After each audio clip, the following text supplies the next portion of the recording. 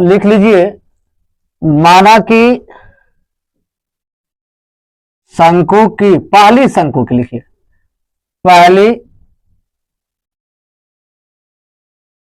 शंकु की तिरछी ऊंचाई 5 मीटर तथा दूसरी शंकु की तिरछी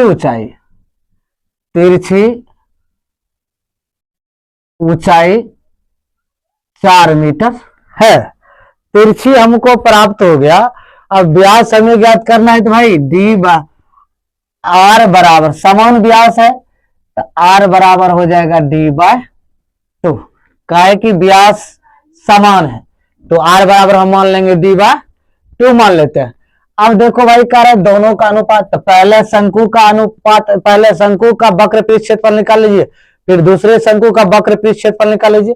लिखिए, अब पहले शंकु की वक्र पृष्ठ क्षेत्रफल पाई आर एल, तो भाई पाई का मान पाई ही रहने दो, आर का मान है डी बटे 2 गुना एल का मान पहला शंकु का, ये देखिए तिरछी ऊंचाई कितना है, एल का मान 5 दिया है भाई, ये लिख लीजिए, कोई दिक्कत, इसको लिखना है तो 5 पाई डी बाय 2 लिख सकते हो आप। अब लिखो पुनः, क्या करना है, तिरछी दूसरी शंकु की, दूसरी शंकु की वक्र पृष्ठ, कह रहा है वक्र पृष्ठ, दोनों शंकु के वक्र पृष्ठ के क्षेत्रफल का अनुपात ज्ञात कीजिए।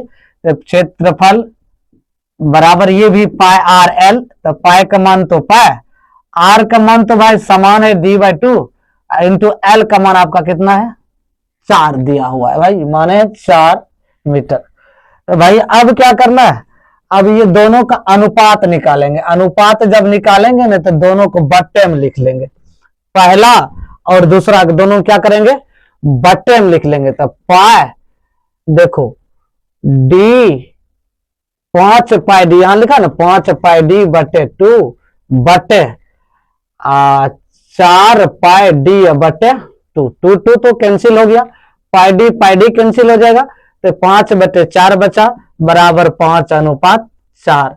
यही दोस्तों आपका आंसर होगा। Thank you.